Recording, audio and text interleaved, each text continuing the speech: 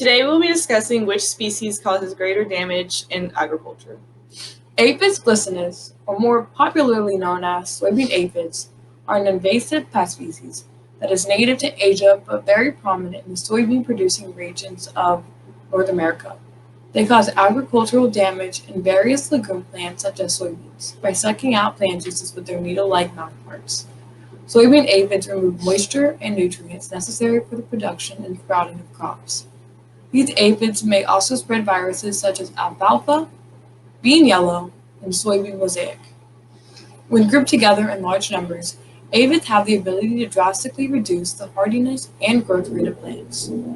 Plants impacted by soybean aphids are often shorter in height and yellow colored due to their lack of potassium, which is an essential nutrient for plant growth.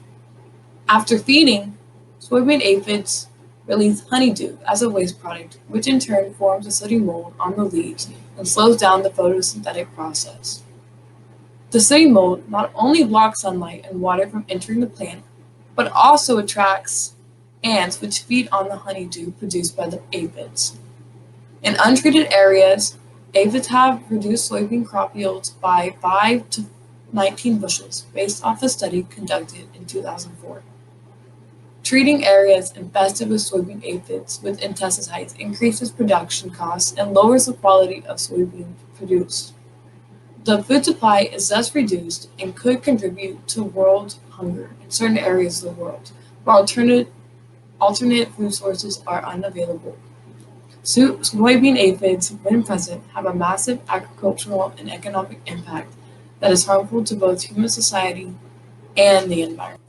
Melanaphis saccharis, or more commonly referred to as sugarcane aphids, are an increasingly invasive pest to sugarcane and sorghum all throughout North America that are distinguishable by their tan, pale yellow, or gray color.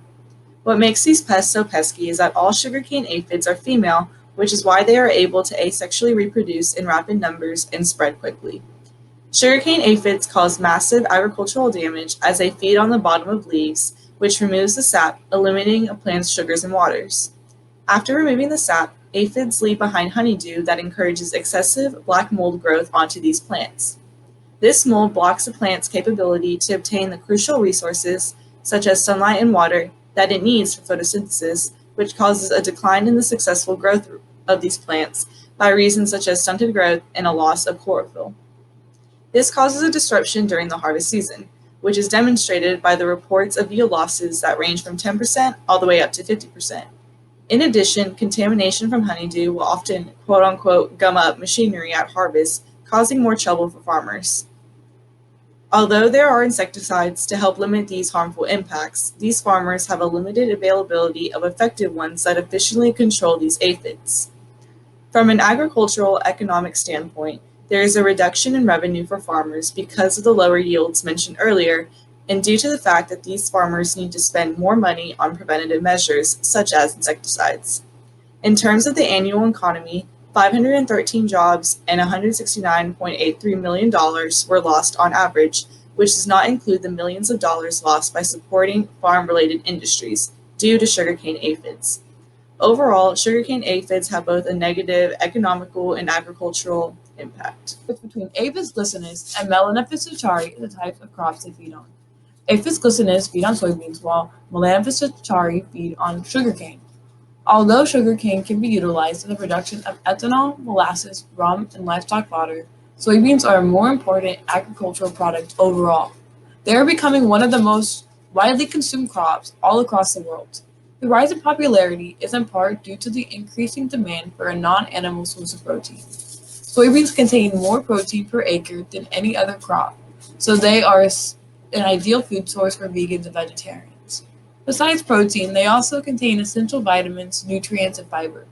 Soybeans have been known to aid in healthy weight gain, bone strength, circulation, and can even potentially prevent cancer. Because soybeans can act as an alternative to meat, the need for livestock and livestock grazing could drastically be reduced. Livestock grazing is not only harmful to the environment through soil erosion and invasive species replacement, but it also reduces the food supply available to humans. 80% of agricultural land is used for livestock, but livestock only provide 20% of the world's supply of calories. That is to say, that if the land used for livestock were converted to croplands, the world food supply and calorie supply would increase and world hunger could potentially be reduced. Soybeans, because they contain protein, could potentially replace the need for livestock and increase the agricultural productivity of agricultural lands.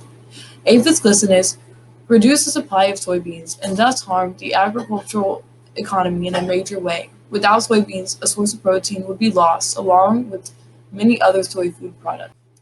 Although most of the United States' biodiesel is produced from soybeans, they only provide an equivalent of 1 barrel of oil per acre.